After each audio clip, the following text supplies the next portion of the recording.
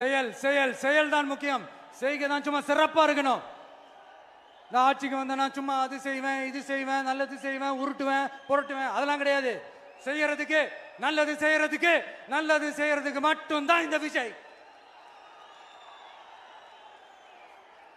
அப்புறம் ஒரு அரசியல் தலைவன் அவன் சினிமாக்காரனா நல்லவனா கெட்டவனா இதெல்லாம் தாண்டி அவன் உண்மையானவனா,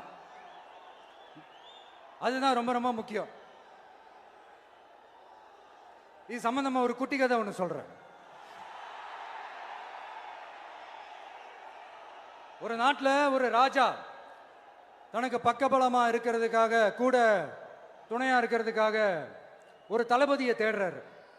சரியான தகுதிகளோட ஒரு 10 பேர் செலக்ட் ஆகுறாங்க. ஆனால் அதில் ஒருத்தர் மட்டும் தான் செலக்ட் பண்ணணும். அதனால அந்த ராஜா என்ன பண்றாருன்னா ஒரு டெஸ்ட் வைக்கிறாரு.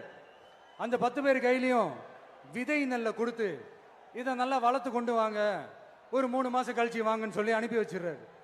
3 மாசம் கழிச்சு வரும்போது அதில் ஒருத்தர் ஆள் உயரத்துக்கு வளர்த்துருந்தாரு, ஒருத்தர் தோல் உயரத்துக்கு வளர்த்துருந்தாரு.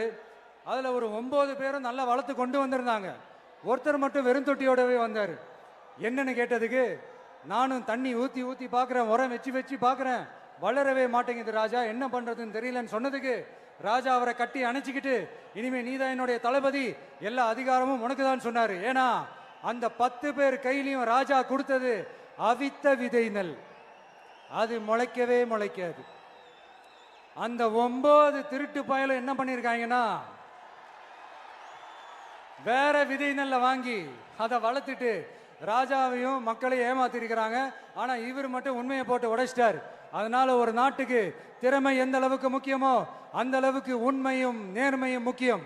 இப்போ நீங்க எல்லாரும் தான் அந்த ராஜா. நீங்க தேர்ந்தெடுக்க போற அந்த தளபதி